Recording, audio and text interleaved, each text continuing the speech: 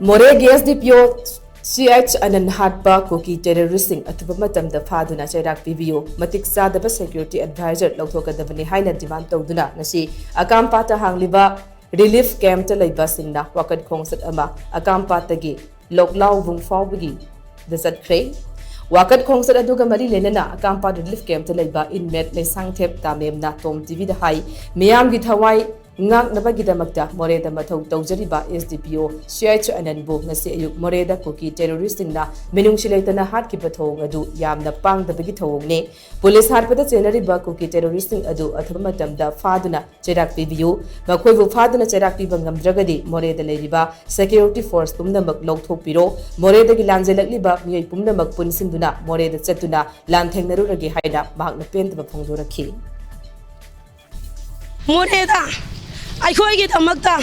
Tawai Kubakta Habdana Honariba, Koigi Char Anand, Ngashi Kangkaudana, Mahana, Kuki terroristing Hatok Bibase, Moreh Landian Donangashi Ladiba, Moregi Parza Sing Amadi, Surzanburgi Parza Anino, Punsin Lagangasi, Tamo Shongna Yaningaba, Amadi Piendaba,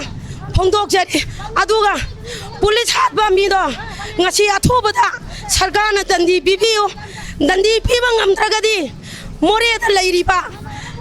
Sibai Punamak Louthoku Bigro Ngachigi Sarkara Jina Aikoi bo Hayeng Mak Moreh da Tinjin Biduna